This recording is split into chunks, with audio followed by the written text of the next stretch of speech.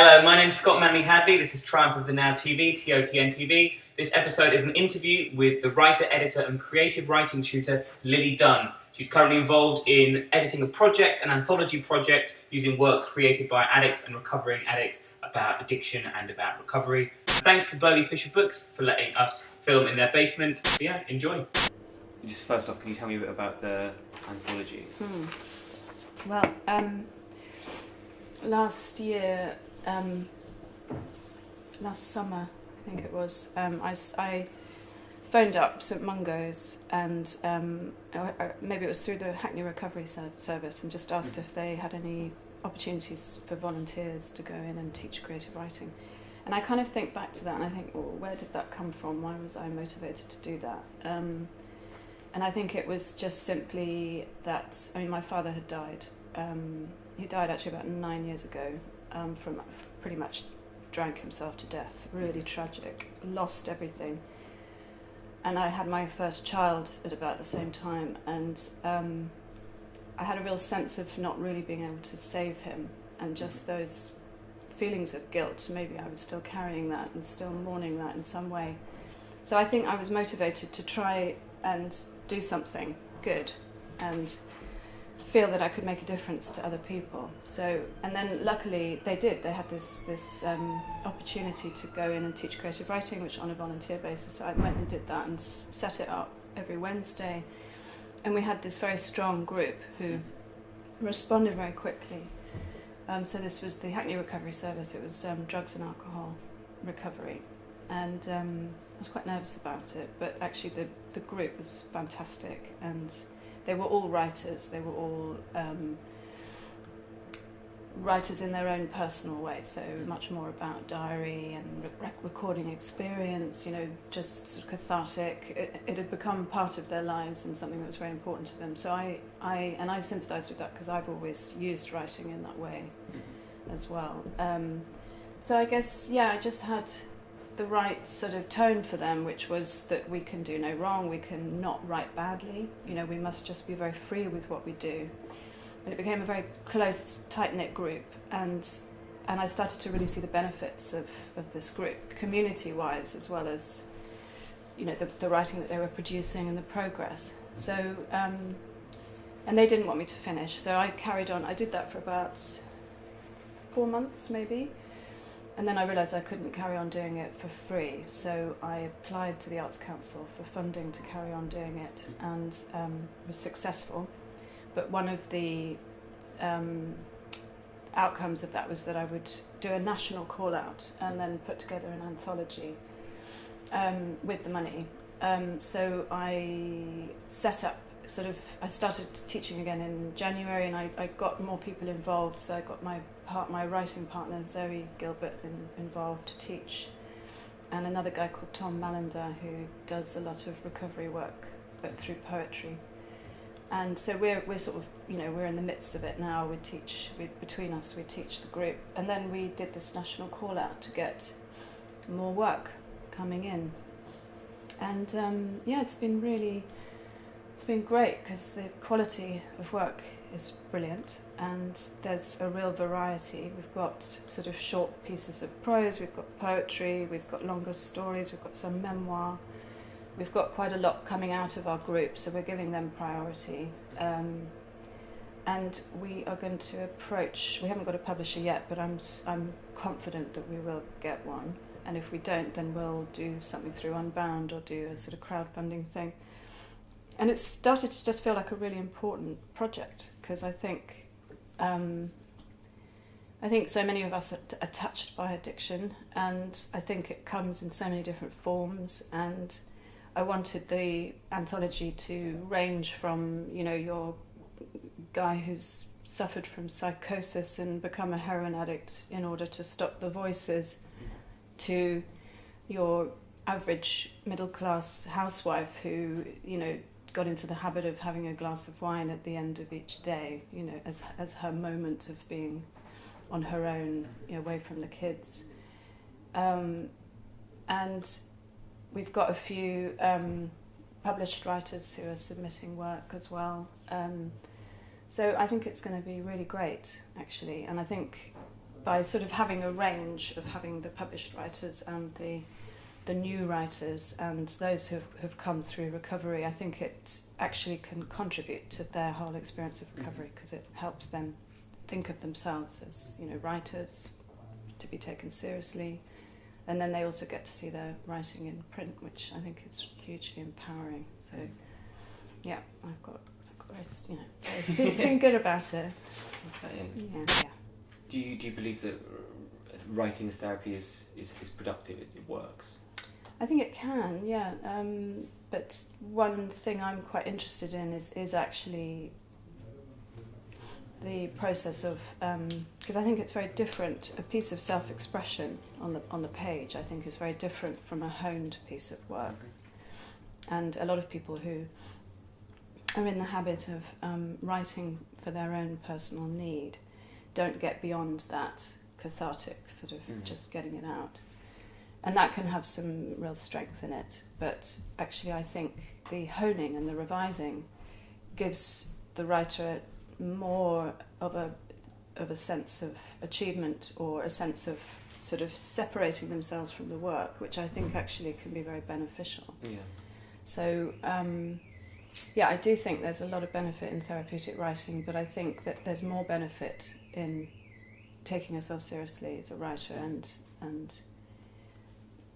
finding something more in your writing, rather than just, you know, a means of sort of getting stuff out onto the page.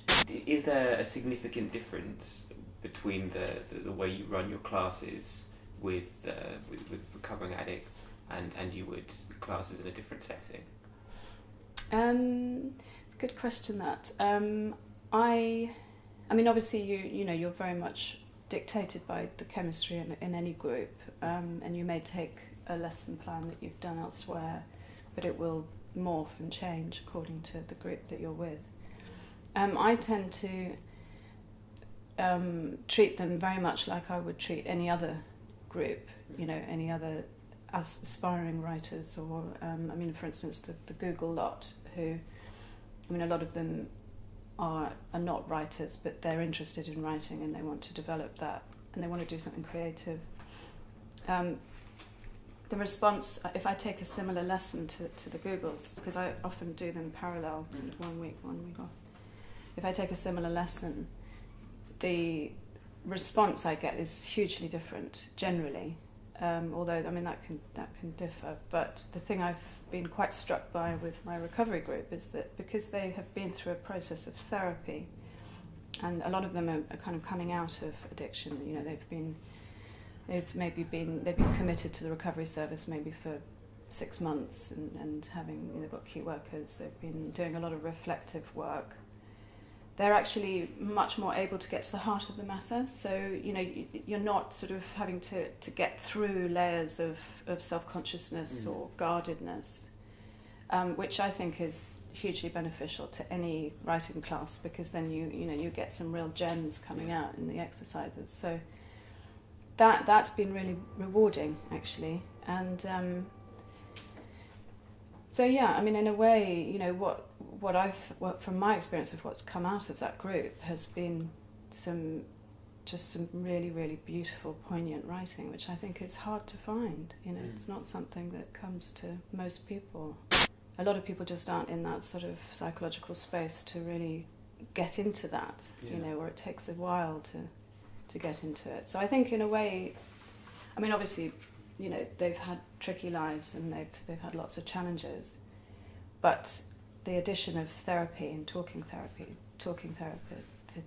with writing, I think, can be very beneficial, because I think writing can, you know, as we talked about, the sort of therapeutic element of it, but if you're in a place of self-awareness yourself, you know, you're asking questions about yourself and your own choices and the decisions that you've made, then I think it's going to make you a better writer, because you're able to step back. It's the thing I said about the sort of, it's actually called reflexivity, which is an ability to step back and reflect on yourself and your writing. And it just gives it that sort of extra layer of meaning. How do people develop that?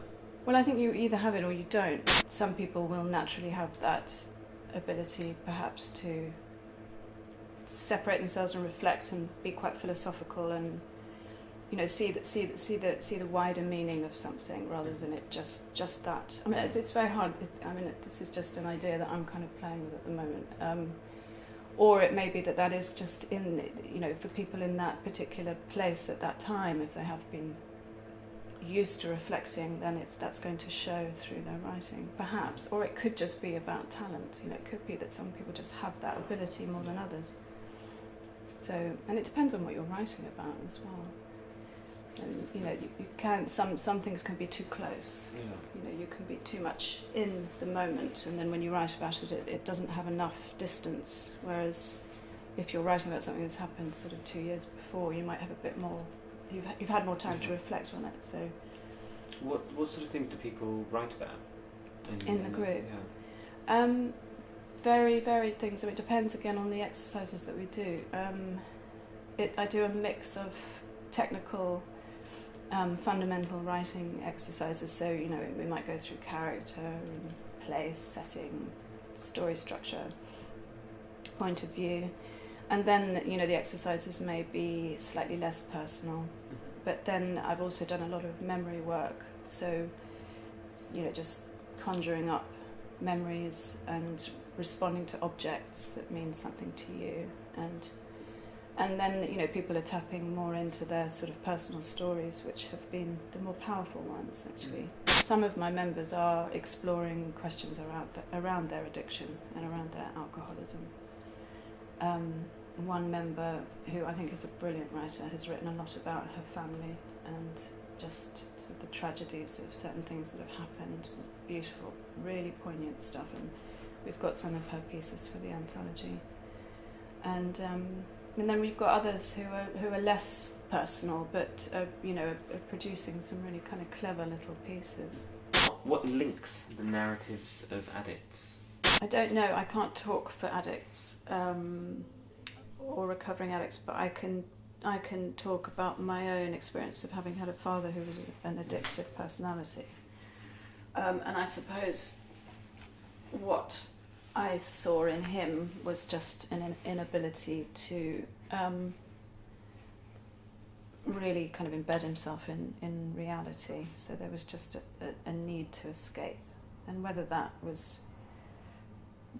manifested in, you know, moving home and moving country every couple of years, or joining a religious cult, or being promiscuous, or taking drugs and alcohol, didn't really matter. It was feeding a similar kind of need in him, and I think another thing about recovering from addiction is about taking responsibility for yourself.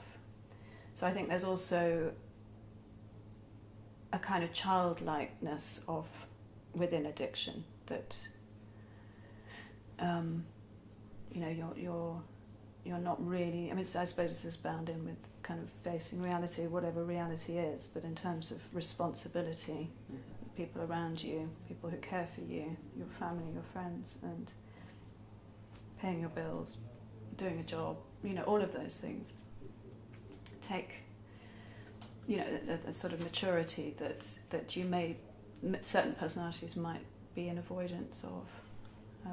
And then, you know, of course, the other side of it is great pain. You know, a lot of people are in emotional pain, and, you know, they learn to self-medicate from a young age, and then they don't really know any different. You know, maybe that pain was never felt, and then the other side is genetics. You know, so I think there are a huge amount of factors involved, but I think it's probably a play of quite a few of them. You know, you can be genetically predisposed to addiction or mental illness, and it's your environment that will send you off in one direction or another. Yeah. I think also our culture, you know, I think the British drinking culture has a lot to blame. Yeah. Because I think that, you know, we all, I mean, I certainly grew up in London, you know, learning to drink at sort of the age of 12, 13, and not really sort of looking back and not really thinking twice about it until I was in my 30s, probably, and had drunk a lot of alcohol by then. So I think, you know, it's also just part of what we do. Yeah.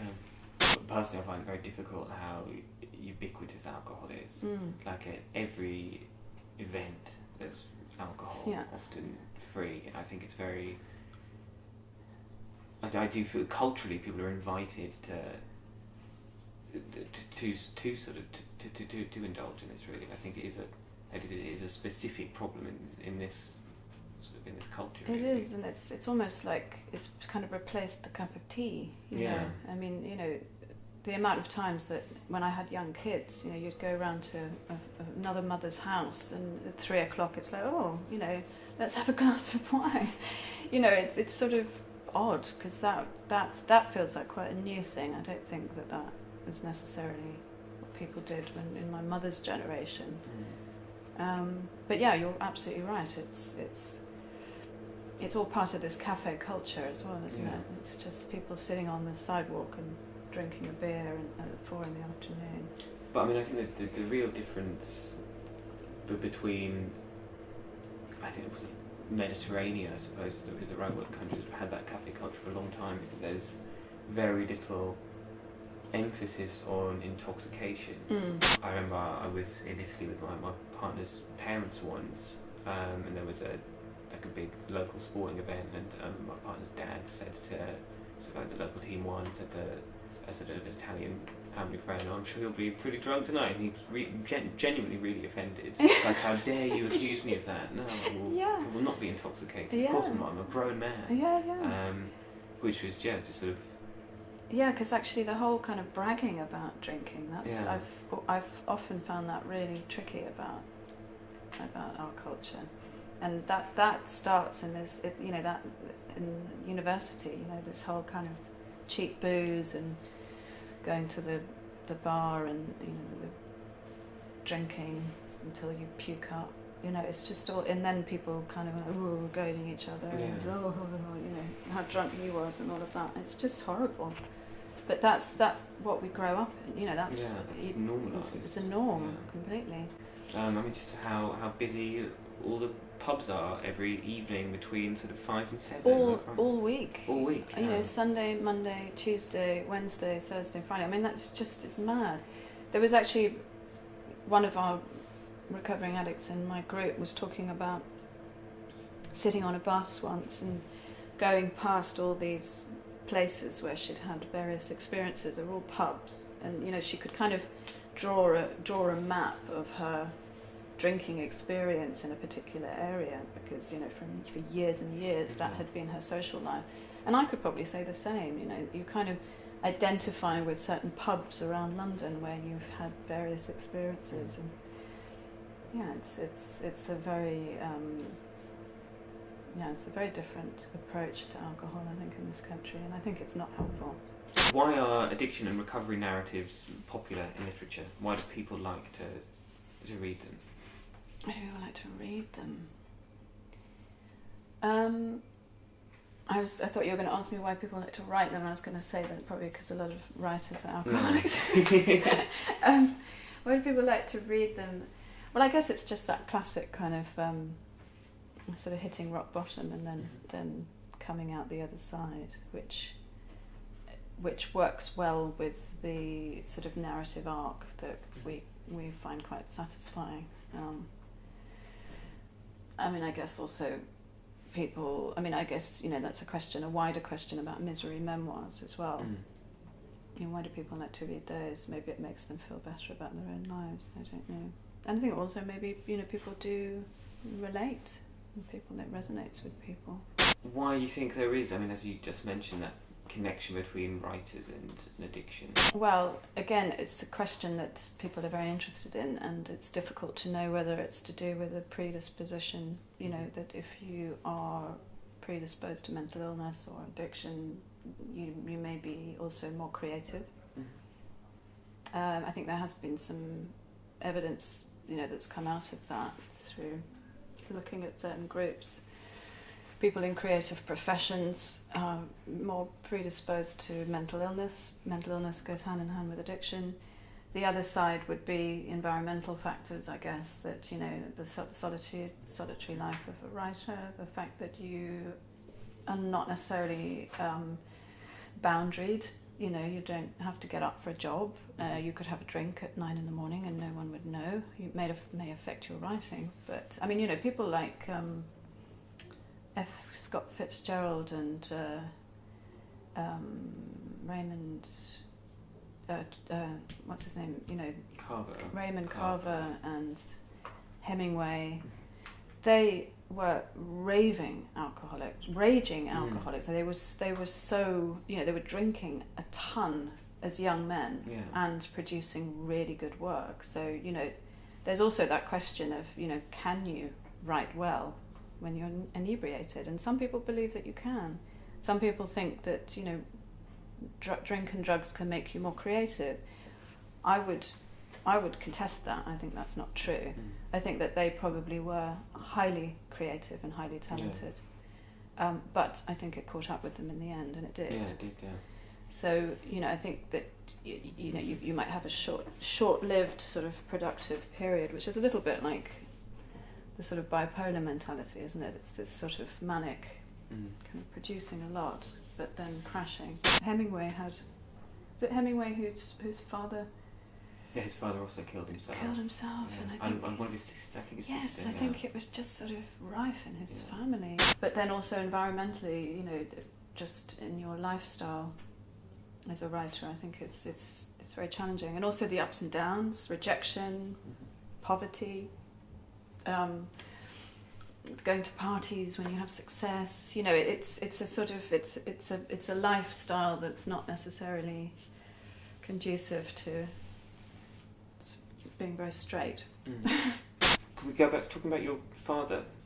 How did his alcoholism sort of affect you as a writer, first of all? Well, he only became an alcoholic in the last 10 years of his life, and I wasn't aware he was an alcoholic until it was quite late. And he lived in America, so he basically became an alcoholic and then died. Well, he was drinking before I realised he had a problem with it, and then it took a very quick downward turn just around the time that I got married, and then he died like 2 years later. So how did it affect my writing? Well, I'm writing about him. That's what I'm doing on my PhD in my creative project. And I wrote a big piece that was published by Granta, which was about the last week that me and my brother went to try and save him. It was the last week that I saw him. I mean, I've always written about my father. My first book was about my relationship with him, because he's been a really powerful person in my life, you know, and not necessarily in a positive way. I mean, it's sort of brought up a lot of sort of questions in me. You know, I've been quite fixated on him. So he's, in a way, I suppose it's that classic thing that actually his choices, which have been painful for me and have caused me a lot of pain and sort of challenge in my life, have actually fed into my creativity.